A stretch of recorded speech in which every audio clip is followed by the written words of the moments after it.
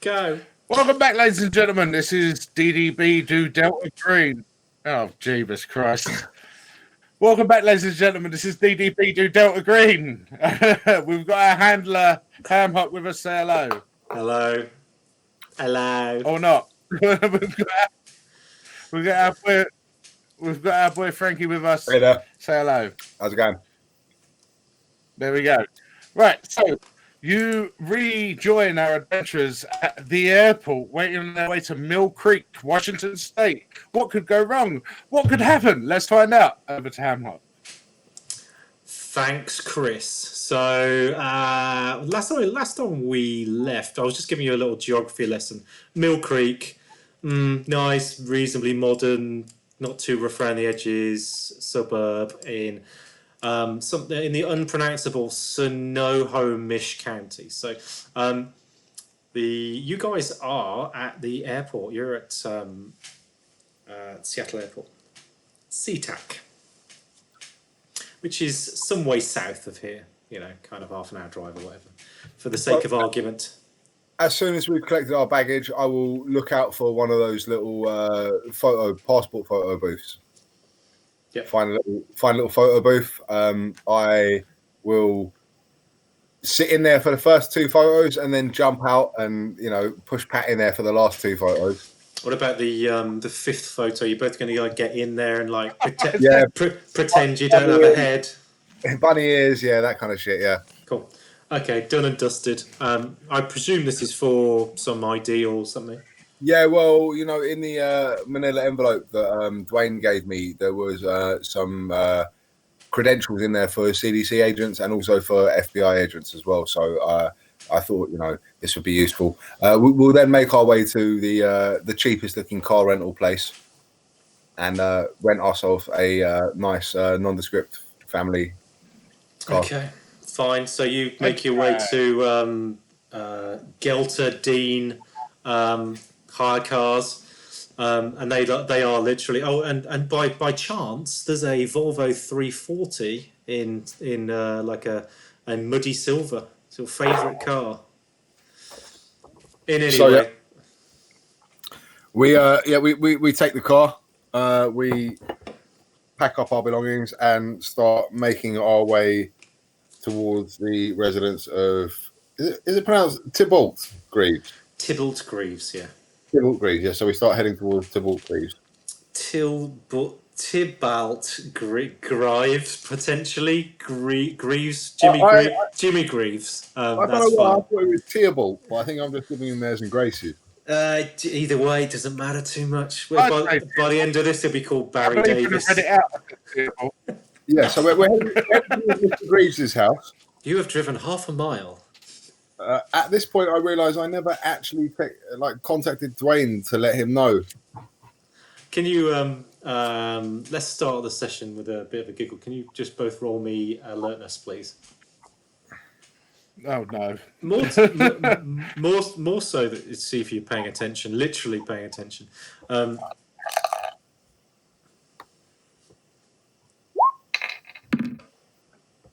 roll all the alertness you want, mate. I ain't got no problem. You have no problem.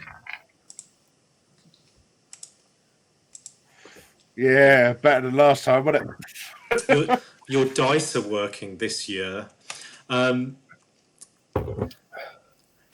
You drive up the what is effectively a west coast of the waterway, and you arrive at Mill Creek. I'm going to give you a little kind of an update as to where things are on the brief, right? And then you can decide what to do.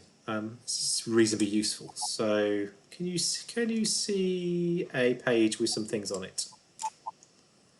Yes, I can. Okay, so this is the Mill Creek. So there's a map appearing with images. Yeah, everyone should be able to see that.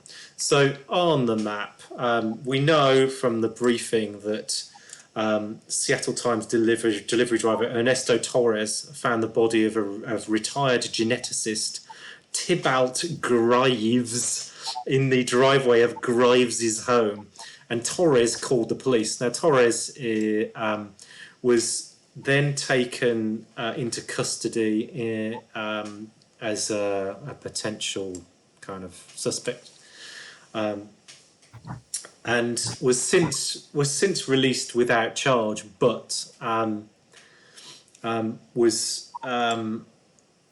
was a worry that he might be contaminated with some whatever the CDC decided it would be, and he was moved to a place called the Swedish Hospital. It's just a normal hospital. It's just called Swedish. Nothing weird about it. It hasn't got like blonde, busty barmaids, just saunas, and whatever else Sweden comes with it. Annoying football teams, those sort of things. Exactly, saunas. So the Swedish Hospital. Can you see that little label there?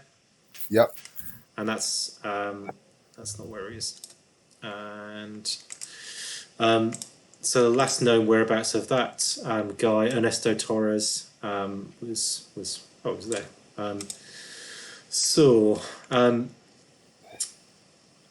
They detained him but let him go. But he was further detained because he might be a biological threat. Tybalt's house is marked in a little orange square. That's actually the block to his house, which has been cordoned off by the CDC, awaiting federal and CDC arrival. That's you guys. The reason why they're managing to keep other people from carrying on the investigation that the police had already done is because of our friend Roberta Kane. She is a Delta Green or program friendly, means that she is aligned. You know, Riggs or David or whatever you're going to be called every different names every 5 fucking minutes. She, you know what friendly is. It means that she's been passing information. She's been working for the greater good of whatever the program has been working for. But you'll know the kind of gigs that she's been involved with. She highlighted this when she had uncovered what we're just about to talk about a little bit. So, Ernesto Torres found a couple of bodies, one indoors, one on the drive. Called the police. Police arrived. The officers cordoned off the house, which is marked there. The police did their initial investigation, and the evidence photographers did their photographs, and there was some weirdness of the bodies and some of the evidence, but they've photographed the area. They did a preliminary search, called the CDC, and the CDC found a lab. And in that lab, there was some weirdness that they tried to fly to Atlanta. So there's all manner of bits and pieces at the Greaves house worth looking at. In the top left, you've got the Providence Region Medical Center. This is where the remains of Amanda Griffin, who was Greaves' girlfriend, and Greaves himself, that's where the remains are being held, subject to them being released to whatever agency makes the best case. Really, they don't really know what to do with the bodies, because first of all, it was a murder, and then secondary, there was maybe some biological biohazard threats as well. So the medical examiner's waiting for the bodies to be released. Our medical examiner, Dr. Lewis Stubbs, is from the Snohomish Medical Center, and that's marked on there as well. So Dr. Lewis Stubbs knows about the bodies. He was brought in, he's seen the bodies, but he's been unable to do any work on the bodies because they're being held subject to them being released to the correct the correct bodies, for no pun intended. Final thing is there are a number of police officers who are at the scene, which are on the brief. So there was Dunster and Stubbs, the famous crime-fighting duo. There was Detective Emily Dunster. There was Chief of Police, I forget his name, Bob Crannell. So there's a few people in the police station who are aware of this event, who dealt with it, and have since been told, get the fuck out of here by the CDC. We're going to have to cordon the whole area. We're going to tent the house completely because we're not sure what's going on until the investigating team arrive, whether that's federal or whether it's CDC. But in any case, it's been held back so Delta Green can insert some of their team, which is you guys. So that's largely it. We've got a flight which took off and landed 550 kilometres from here and crashed. That's also been cordoned off, awaiting a team of inspectors, i.e. yourself. What else? That's probably it at the moment. So there's a lot of evidence that the police have already taken. There's a house which is tented, and there's kind of what's in front of you. Lots to do. You probably want to ask lots of questions as we go, just to refresh your minds. So first things first. We get off of the plane. We go down to baggage handling. How is my holdall looking with all of the lockpicks on the padlocks on it? You tell me. You're the antiques expert. Well, as far as I'm concerned, it comes across the conveyor belt. I'm like, No, yeah, that looks. It's tumbling, but it's quiet. It's not causing much suspicion. There is a guy who kind of reaches out, picks it up, gives it a little look, looks around, notes that there's too many people around, and kind of pops it back again. I just steam up to him as fast as I can just to grab it off of him. I'm like, nah! As soon as he puts it down, I just go, yep, thank you, that's mine. Bye. Just a question, how steaming are you right now? Not the player. No, he had a couple of hours sleep on the plane. He's fine.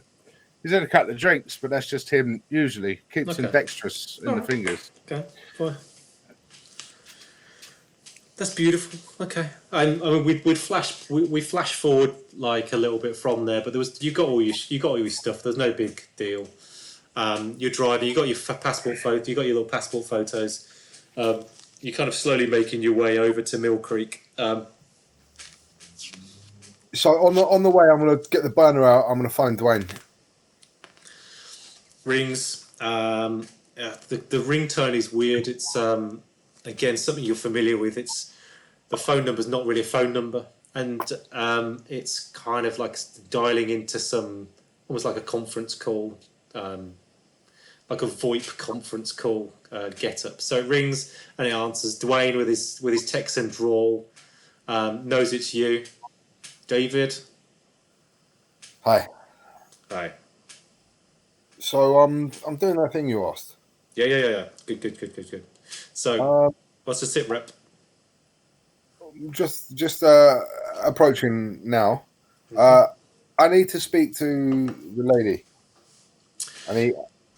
She'll know who you are. You probably stand out a little bit from the kind of like normal people that she works with, but just approach her. You can trust her as much as you want to, but she's tipped us off about this. You got a phone number for her? I kind of want to give her a heads up that we're dropping in. No, I tend to not give those sort of details over any line like that. But you can. Where am I going to find her?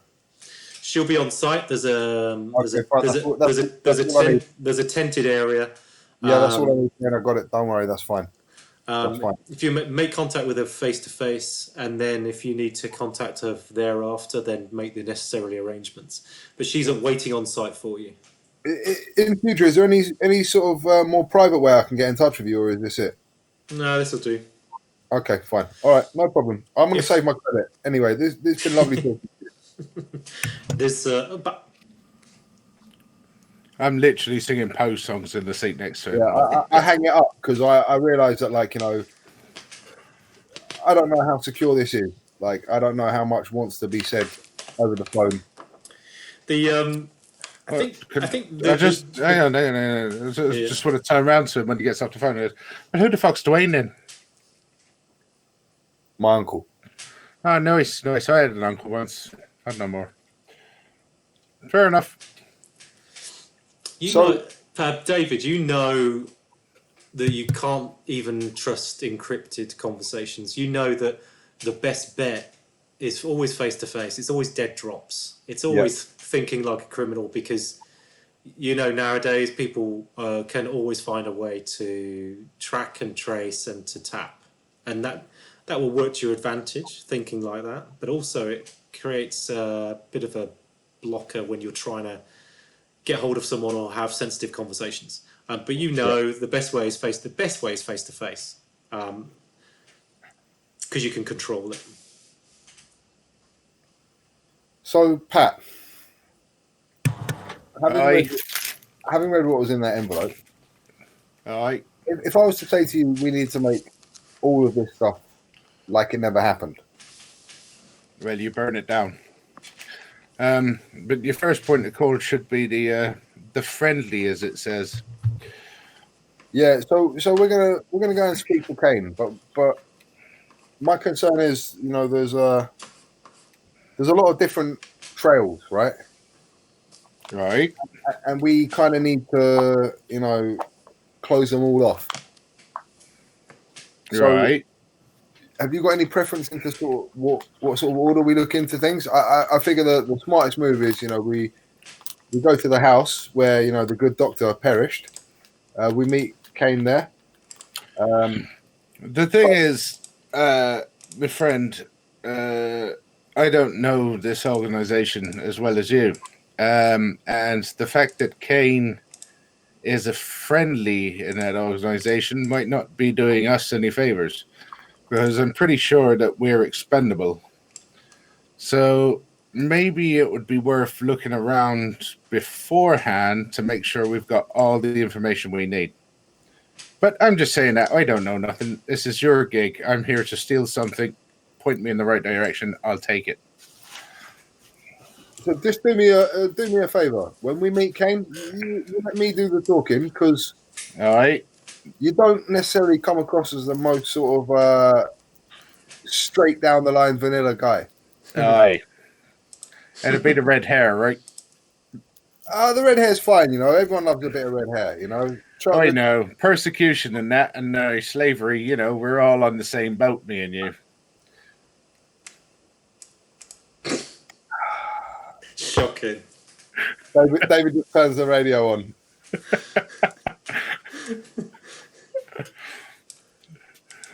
So yeah, we're just heading towards the doctor's house. Cool. On your map, you're heading from down south. There's a bit, even early in the morning. There's a bit of a kerfuffle. There's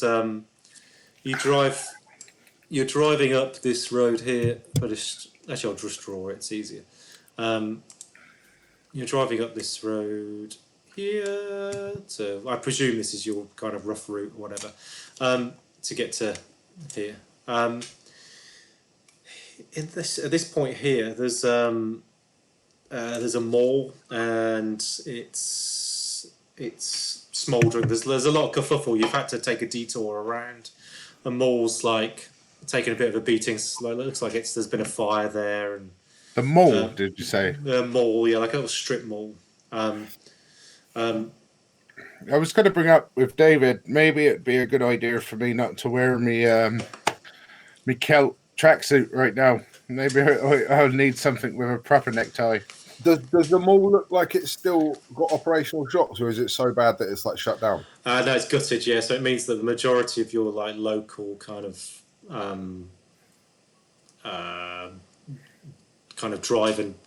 drive-by buying might need to be done a little bit further afield. But the fire there's lots of fire brigade there. It's been razed to the ground.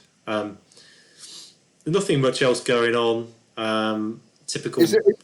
Is there anywhere en route that I could see that I could buy a cheap sports coat and pair of slacks, shirt and tie? Something that would look like just before that, is there anything in my burglar's duffel bag where I could, like maybe a camera or something, where I could just take a couple of snaps of what was driven past? Yeah, just assume that is the case. If you think, I think that's reasonable that you'd have something like that. But also, you've got a burner phone. You've got a burner smartphone or whatever, and you. I assume you've got your own phone as well, right? Yeah, I've got my phone. You rang me on it. It's here. Look. I meant something more like off the grid style. Something I could take a couple of pictures with, maybe a Polaroid. What I'd normally do jobs as, because no one wants like images of the place you're going to rob sent over WhatsApp. Yeah. Assume that you've got that in your go bag. I think that's fair to assume. You're a master thief, for goodness sake. So yeah, I'm looking for a shop en route because I've suddenly realised after he said that, like, yeah, fuck, he looks like an absolute twat, and we're about to go and like. Hey, I tell you what, this is the one thing and the fucking thing and the hide. Yeah. Of course. Although Roberta came to friendly, she probably doesn't want us to just like absolutely walk in there and hot the situation up massively. So if he could not be wearing a tracksuit, it would be great. It's not going to be too far out of your way to like find something kind of like over in Stickney, see a little button there, kind of that way, yeah. Or even I don't know, just assume there's something on the main strip a bit further away. I'd like to think that we got like closer than we should have before I realised this point. So it was a bit of a detour. Like, I mean, it's a bit of a ball. I'm like, oh fuck, yeah, it's just like a tune. Like, I have to go shop. By the time you picked up something, you can find something. By the time you pick something up and then got your ass over to the Tybalt's place, it's probably going to be like 11 o'clock at that point. But yeah, it's neither here nor there. The weather's fine. There's nothing much going down. Scratching my neck where the suit don't quite fit. I meant to say, well, you knew it. I meant to reiterate that it is October the 3rd, 2018. I think that's what I said earlier on in the There was no 2018, but that'll do. Yeah, I think that was in the prologue, but I forgot to mention that earlier. Not that it matters too much. But... That's October 3rd, so it's supposed to be quite cold up in Seattle. I'm wearing my trench coat and whatever else you bought me, but I'm just not comfortable in it. No trench coat, just a sports coat, a shirt, tie, and trousers and shoes. Have I got my tracky bottoms underneath? I think you probably did when you tried it on, and I made you take them off and try it on properly. And we're like, "See, that's the wrong suit. No, it doesn't fit." The reason I'm saying it's 2018 is it's before the dark times. It's before the dark times. Before the Roni. No, before the Harambe. Everyone knows it started on the Harambe thing. I thought you were referencing the date because it was about suit cut fashion, and you were like, "Oh, no, we're not that smart. We just know that." No, it's all made up on the bounce. It's yeah, that's right. It is October the 3rd, 2018. Reason being is because if you guys survive this, there's a kind of a definitive timeline of. What do you mean if? Sorry, I meant when. And also the coronavirus. The coronavirus hasn't happened yet. Are we responsible for it? Because the CDC might be a little bit stretched right now. Can we when the coronavirus happens and then we have to roleplay ourselves role-playing a game? You know, as a GM, you have these amazing like plans that like you hope to come to fruition, like hundreds of hours in the future, and then one of your players just calls it in the first hour. Oh, okay. No, never experienced that, Hamill. Never. I don't know what you're talking about. Anywho, so back to this. So yeah, you find some clothes or whatever. Yeah, you get some fucking garbage on yourself. It's fine. I can't think of what else I should do. Oh yeah, sorry. So detectives. Okay, hang on. So let's roleplay this a little bit. You take me to a shithole fucking suit store, a bit like a Walmart. Yeah, and I picked the brown velvet sports jacket, the bright pink shirt, the dark blue pants, and a stripy green tie. Like, yeah. Easy, Pat. We're not in Miami, okay? Chill out. We're looking for neutral colours. We don't want to. Agent over here is what I want to go by. Agent, oh my god, more like, oh my god. Right, so after being dragged around the suit shop by David, he's picked out some really bland clothes. Yeah, there's like that. I mean, David will like allow you to like. He'll be like, okay, I'll tell you what. You can get that one with corduroy elbow patches if you want. Like that's out there for David. You know what I mean? He's very conservative. I got a tweed jacket with corduroy elbow patches, tweed shorts. No, I mean trousers, and just a plain white shirt. So I'm like, So then, you think I'm 6'4" and about not even a foot wide? It just hangs off me in a really bad fashion. so as No, we get, no pun intended. Get the as crap we out of get me. into the car, as we get into the car, I'm gonna hand Pat the IDs Yeah. and the photograph and be like, "Do me a favor, mate. Pop those in there." Pop those in where? I've just handed you our passport photographs and the IDs, the ID badges. So I'll just stick them inside my. I'll stick them inside my my new jacket. I don't know where I'm supposed to be putting them, so fuck it. I'm not putting them in my prison pocket. no, I mean stick the photos in the IDs, Pat. Oh right, so I start licking them and like slapping them in. Is that any good? You can just see his knuckles whitening on the steering wheel. Like, yes, Pat, that's very good. And he starts the car and pulls away. Well, you didn't give me any glue or nothing, so. How's that? So yeah, we're driving. Like Hawkins is grinding his teeth a little bit, and as he's steering the car, the inside of his elbow knocks against his hip flask, and he's like, "Oh, it's too early in the day, but Pat is fucking pushing me. Like, you know, it would be nice." You'd be on your 5th espresso at this point. So yeah, Pimp Pat is in the house. What are you guys doing here? You go to the house, are you? Yeah, driving to the house. Okay, fine. Okay. Should we just have you turn up to the house? Like just Yes, roll up with your cane? Yep. Yep. Okay, let's do that. G-funk bagging, suspension bouncing. Bingo bango, you pull up. Ain't and go nowhere. Fuck life. Be got this. Yeah. to your surprise, most of the press who you kind of maybe heard that you thought there might be a few more press, outside. I think most of the local press are over at the mall. They've been distracted somewhat, which has worked out quite well for you. There's only one TV team, and they're kind of packing up because, well, they're bored of filming the outside of a tent, and they've done their dailies.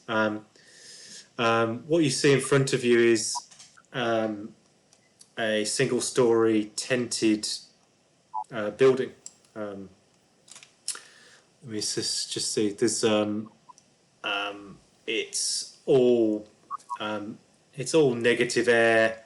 The usual kind of biohazard stuff you might expect if you've been involved with that sort of thing before.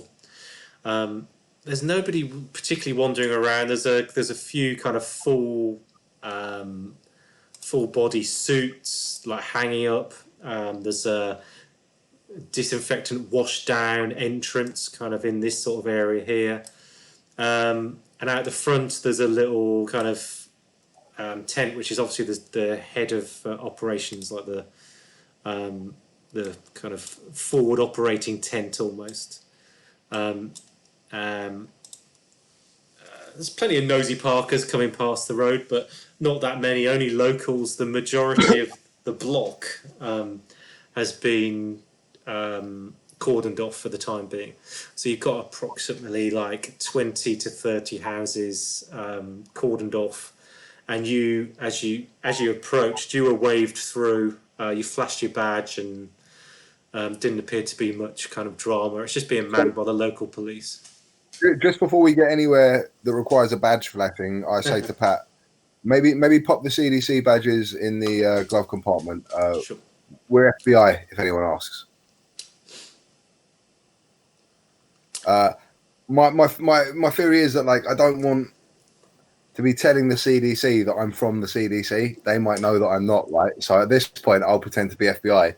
And then when I'm got to deal with the FBI, I'll pretend to be the CDC. Oh, I see. And Pat's done so much singing, he's lost his voice. It's marvellous. There you go. I said, that's fine, Murtaugh. You lead the way. The So, want to make straight for the command post, as it were. You know, sure. I want to speak to Roberta Kane. I want to try and, ascertain how friendly she is towards the program. Okay, so you pull up outside. Just the act of you pulling up and closing the doors. There's a rustle in the tent, and you see a tall woman, glasses, brown shoulder length hair, dressed very formally, underneath protective clothing. She's not in a full Zytron 5000 pressurized suit, but she's not in the danger zone. She's outside. She's been waiting for you. She did look at her watch. Tut. She's a woman of action. What the fuck are you tutting for? Jesus, we're here and we're not. I'll walk towards her, extending my hand to shake it and say, you must be Roberta Kane. I'm Agent Murtaugh. This is Agent Riggs. She goes to shake your hand. She goes to shake your hand. She said, I've been expecting you boys. So, where do we start? Do you want to walk you around what we've got here? Because it's been a bit of a car crash the last couple of days. We've managed to keep everyone at bay. She kind of looks around and doesn't like the idea of talking out loud outside of the main tent. Would it be better if we suited up and went in there and discussed what's going on? She suggests if we want to talk, I can kind of talk. We can go somewhere else to talk, or if you want to go and look inside now, then she said that maybe timing might be important with this one, so you might not want to miss a beat. But there's plenty to go at. What do you want to do? So why don't we suit up and we'll walk and talk? As we walk the property, you can explain to us everything we're looking at. Sure. Fill up any relevant details, and then I've probably got a few questions for you, but I'll save those for the end. Cool. Okay. So she insists that you put on a pressurized suit. You go through a pre-shower bath. She's only got a couple of colleagues with her. It's not heavily manned, which surprises you. There's no one kind of doing groundwork or doing further forensic. That also stinks of the fact that she's covering for Delta Green, right? You can't have too many people there because otherwise it's going to be a known quantity. I think at this point, Pat's going to go, well, Doctor, tell me more about what's happened, in a completely different accent to what he's had the entire time. And he starts to put it, and he's like, so, explain more of the anomaly, please. So she winks at you until effectively she tells you to stick the suits on. She jumps in one like it's second nature. You guys clamber around. They're sweaty. They're uncomfortable. The movement's very bad. They're noisy. You're wearing a mask inside a pressurized suit. There's still a few local coppers around, making sure that people don't come near it. And like I said, there's a press vehicle packing up as well. So you go through a pre-spray.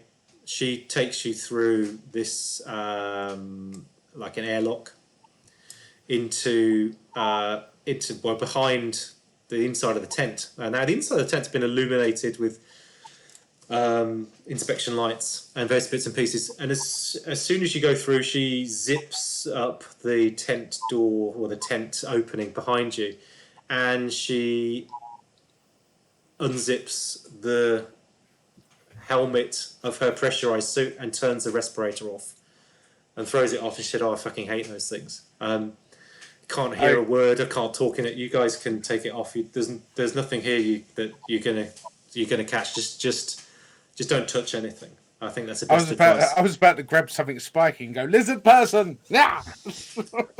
Yeah. She said, look, there's a lot of people out there, and we don't want them to think anything other than this is something that they don't want to come near. Understood, Lady Kane. But then, follow suit gingerly. She gives you. She throws you a couple of clear bags which have got some inspection equipment in it. Disposable gloves, a much lighter face mask to wear, and some much lighter goggles as well. Usual kind of forensic kit, like a very small forensic kit, but nothing that. No takeaway kit. There's no swabs and nothing to take stuff away from the site, but stuff that you can poke and prod and without coming into contact with anything directly. So, like a pair of barbecue tongs, maybe. Saving those for later. She's got those down as stockings. Ooh, akimbo. So, and she says, "Well, where do you want to start? I can walk you through the report." So I think Pat, from reading giving the all clear, Pat's just going to squirrel off. Yeah. Like them two seem to have a rapport. So he's been given the all clear, so he's going to just sort of run away. Yeah. He's really interested in this, but also at the same time scared of his past. Sure. So he thought if he can throw himself into this, he might get away from his past. Yeah. So I'm guessing we're at the ground floor in Area 9. You are indeed. So you're like ground floor outside the front door. The front door is open. That's the front door there. The front door is open. These are steps down, and there is markings on the ground of where a body was, but there's no body. There's Maybe I'm just going to squirrel myself away while they're talking straight to a body area. Away, maybe Roberta kind of turns to look at Pat, and then Hawkins says, "So, from the beginning," and kind of draws her attention back. Yeah. Pretty straightforward. The body was found, as you can see on the drive here. We believe it was Dr. Tybalt Greens. Now he's a geneticist. Well, we don't believe we've not come across him before. He hasn't really crossed our path before or anything dangerous. But then again, I only work in the CDC, so this is the first time this has come up. What was his cause of death? We don't know. What was interesting was that when the body was found by, I think it was some delivery guy or other. The body was complete, and what happened thereafter was when it was called in that early in that morning, I think it was, the police came in. They sent their photographic team, and as I understand it, as the photographic team were taking the shots that morning, the body, which looked like it had an injury to the face only, started kind of dissolving and breaking down somewhat into a bit of a bluish goo. I think you'll see on the report, if you've had any reports, that it had a bit of a kind of a chlorine stroke honey kind of a smell to it, and that smell still lingers here. So it was degrading over the course of about, I don't know, maybe about half an hour or so, and there are 16 photographs that the police have got which showed the degradation. It was like it was melting, turning to bubbling, turning to liquid. You guys have seen before, right? This is. We don't get involved too much in violent crimes and so on, but I've seen decomposition of bodies, and I've seen how that could happen, but not as quickly as that. So if you take a virus of some sort, or some sort of bacterial virus that eats away at organs, you kind of do get liquefaction of organs, but they tend to be a lot slower, and they tend to be debilitating first rather than just kind of break down in that way. The photographs are very revealing, and it might be worth trying to get hold of those and have a little look. But in any case, all we were left with was what was it? A foot and a hand, I think. Where are they now? They're over with the I think the Providence medical. Providence medical building, waiting for the bodies to be released to, whether it's Stubbs, who's the the medical officer for Snow and Miss, or to somebody else. But at the moment, the federal medical people are hanging on to the body until they can determine whose responsibility it is. As primarily because we've complicated it, because they don't know whether it's a biohazard issue or whether it's a federal issue or a local county issue. How possible do you think it would be for me to try and claim that I need to take them away for testing? That they're potentially hazardous and need to be quarantined. I think that might be your best way of doing it, but you'd probably need to demonstrate that you, number one, you don't want to tread on anyone's toes or take the glory away from the local police department in kind of maybe solving this case. But also, you need to be convincing as well. I mean, we can help you with that. So I'm not disappearing to Atlanta anytime soon. We can help you put a convincing case together. I mean, I know you obviously know that I am a bona fide FBI agent, but for instance, if someone were to call you and ask if I work for the CDC, would it be possible for you to tell them I did? Yeah, absolutely, no problem. I'm trying to limit the exposure, not just of what's going on here, but also of my professional standing. I've got a job to do. I've got a day job. Well, any move I try and make in trying to make this whole situation disappear, I'll run by you, because obviously, I don't want you to be collateral damage in this situation, and I would ask that you would extend the same courtesy to me. No problem. I mean, your best point of call is to maybe go and see. She looks through her phone. She said, "What? Where are we, Shnomish?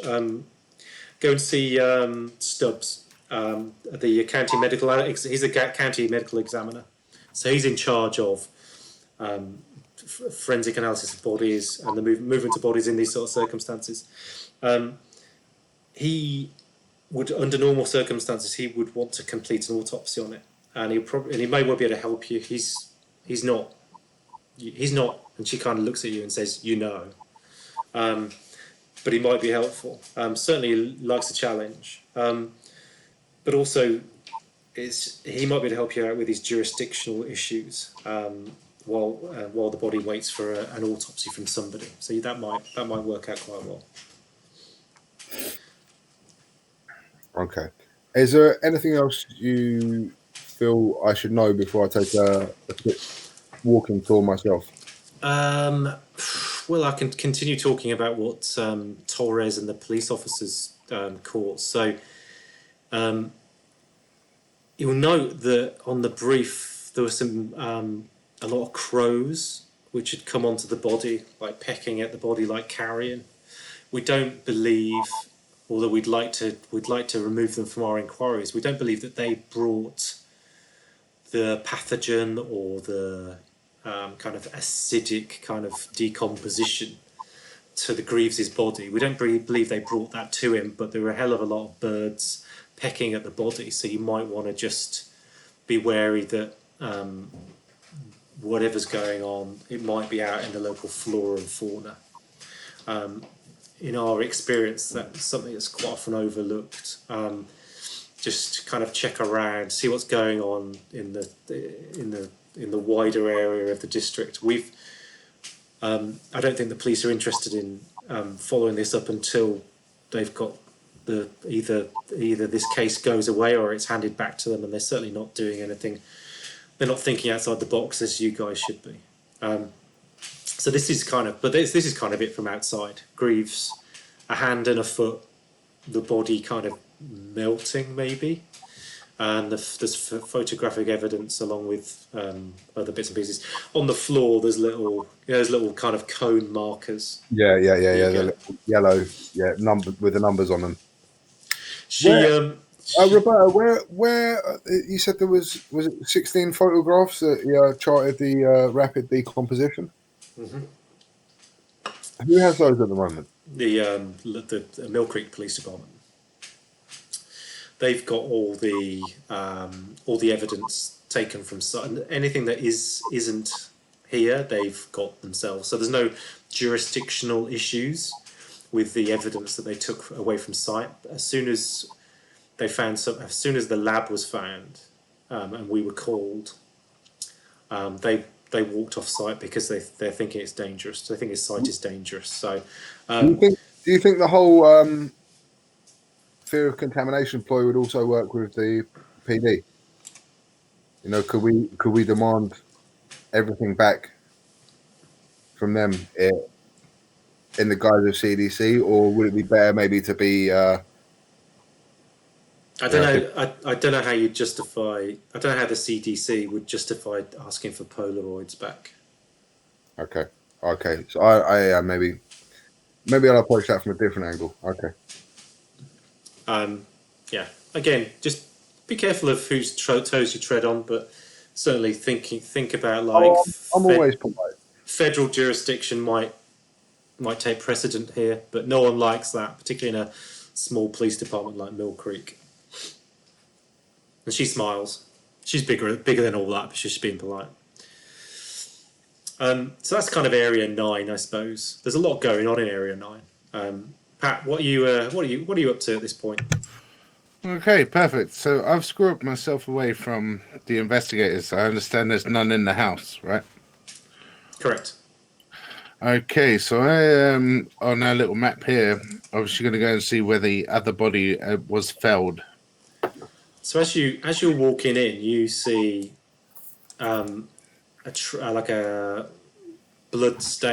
dragged blood stains, and drips, which make their way outside to where David and Roberta are. And if you follow them back, you get to Area 17, which is like a kitchen diner. Okay. And there's an area marked there with blood, and because there's so much blood on the floor, it's been partially marked with an outline, yeah, but it hasn't been complete. It's just kind of like a rough estimate. Yeah, you know that from the brief as well. You know that. Right, as someone that's been around gunshot wounds and casual violence his entire life, I want to try and discern what was the method of death. Like, what would cause so much blood in this?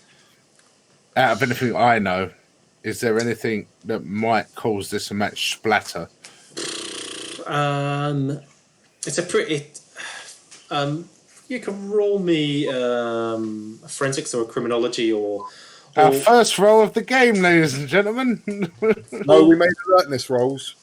Or I'm open to other suggestions as well. I'd say alertness. Yeah, alertness. Just roll alertness for everything. And you're over-accommodating to be alert because you got caught out so badly last time. Shut up. I made 2 alertness rolls and I passed both of them. What do you want? It doesn't give you that doesn't give you any insights into the nature of death. I don't think anything would, but because you rolled alertness, and I think it's more that you've kind of got a bit of a periphery. You can kind of see the bigger picture a little bit in that you can see the trails coming from right to left. You can see that something's come and then stayed around where the body is. Yeah, so someone that possibly wouldn't actually want to kill him, but just because they were there has caused the final blow, stayed around a little bit, then tried to run. There's not enough blood. There's not enough blood for your. It doesn't. For someone who should have bled out because of whatever injuries caused her death. It wasn't like, unless it was strangulation or something. Let's just go back to let's go back to what was reported in the brief. Please. Officers reported that Griffin's mouth is covered in blood, which had congealed to a blue-black pile, and her skin had a distinct blue tinge. There just isn't a lot of blood in the area. I know I've put a big blood splat on there, but that's just the graphic I've used. But you notice the little footprints, if you can call them that. Let's follow them, obviously, to where they're sourced. Can you make me a sanity roll? I think. No! Don't make me do that. Yeah, I'm going to make you do that. The issue with these footprints and you studying them so closely is that you can see there's a little image. I've put a little image up there. If you can see it, the problem is they are tiny, but they're almost like toddler. They're like toddler. Is her corpse still there? I know I'm not there at the moment, but is her corpse still at the location, or is she? No, they've been moved. Yeah, they've been moved. Yeah. I have an idea of why there's a foot and a hand there, but I'm trying to get it into the roleplay thing. So leave it with me. So these were described as footprints, but what they actually more resemble are kind of deformed or misplaced. Maybe an odd toe here, maybe kind of like a not. Like it looks like the fucking Gruffalo's footprints. I'm not being funny. It's like more of it's less of a kind of actual foot and more of a kind of stump with little fingers and maybe little toes, and it doesn't, and nothing is consistent. There's nothing symmetrical about it. There's no even the space. All right, Ham, even the where space did you get my footprint from? Let's be honest right now. You haven't seen my toes. I'm just looking at my toe right now. To describe them as footprints would be to describe someone's foot as being a quarter of the size, with like one little toe and maybe a little finger attached to it, maybe, and a tooth. So I would like to follow, obviously, the footprints back to what was called in the notes as the lab. Yeah. Okay, you may do that. I'm just going to see if there's anything else that you might want to know about the crime scene. So no body, not much in the way of blood, and you'll remember from the brief that at the point where the body was found to have the body was found to have like a weird things like blue-black piles and skin with a distinct blue tinge to it. The officers then cordoned off the house, and then the medical examiner came in, and then the body outside started breaking down, and then they followed the footprints to where you're just about to go, and then I'm just going to hold you. I'm going to stop you at this point here, which is just in front of a furnace with a false door, which is open. All right. So this is so obviously a hidden door. It is not hidden anymore because it was left wide open for the police to find. David, what are you up to? So I'm still just sort of outside the threshold to the building. Am I seeing these bloody footprints outside as well? Yeah. Yeah, they start tailing off. They start to, once they're on the asphalt, they pretty much disappear. They're not regular footprints. I've put them on there to show direction because you can see that there's Yeah, that's what I was going to ask. Can I see clearly that they are leading out of the house and across the drive? They stop about halfway and then there's nothing. No, but I mean, can I tell the direction of travel? They're coming out of the house and away. Correct. Yeah. So I want to try and thoroughly examine them. I've seen a lot of blood. I've seen a lot of crime scenes. I want to have a good look at where the body fell, the footprints around it. Can you bring Dr. What's-Her-Face with you so I'm not interrupted? I've run in. You do the outside investigation work. The reason I'm inside is that I see things you're not going to. Yeah, so she's with me at the moment, and she's taking me on a tour of the crime scene, right? So at the moment we've done body number 1, and I'm assuming she's going to take me to body number 2 next. So I'm just delaying that as much as possible, but at some point she's going to want to talk about the rest of the stuff. So yeah, I try and examine the footprint thoroughly. I can see it looks like I know that we know there were 2 people in the building. We know that there are 2 people dead. We've identified those people as the people who were in the building. So as far as I'm concerned, those footprints are most probably from the perp. Can you roll me a forensics or a? Don't roll me an alertness because I will just I will force many sand checks on you over and over again. Have you not got a human? Forensics would be ideal. Forensics, yeah. Okie dokie.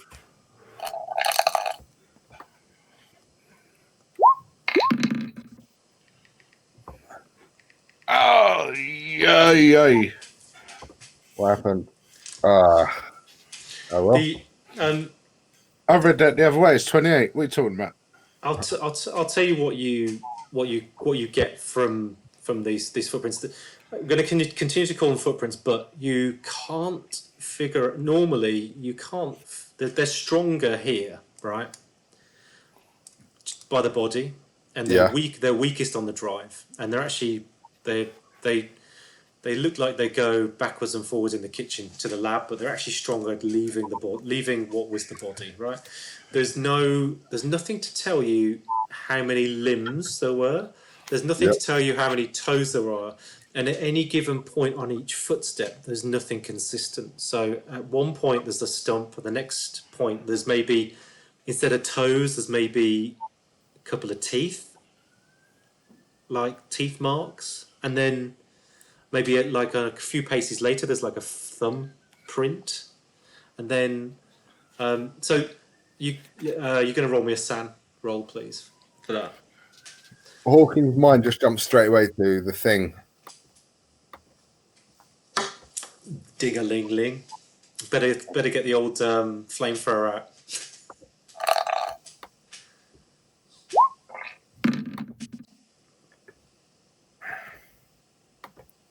Beautiful. Yeah, he kind of chuckles, thinking it was kind of camp, wasn't it? Like, it was cool, but it was kind of camp. Okay. And then he looks up at Roberta and kind of, gestures towards the front door and says, "Shall we?" Oh, she kind of blushes. I just sent you guys a message. Yeah.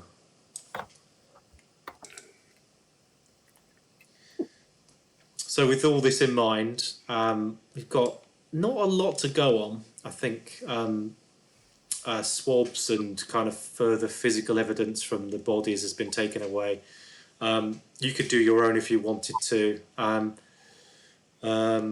There's a few little leads here and there. You've got the footprints going off into the furnace, into the fake door. Do you want to go into the hidden door? Well, I want to go into the hidden door, but on the outside, I think David is about to go inside the house himself. Yeah, I think David wants to convince Roberta to take him through the rest of the crime scene. Okay, so with David and me going into unknown rooms, we will end the episode there. Stay tuned next time for much more. Bye, guys. Bye.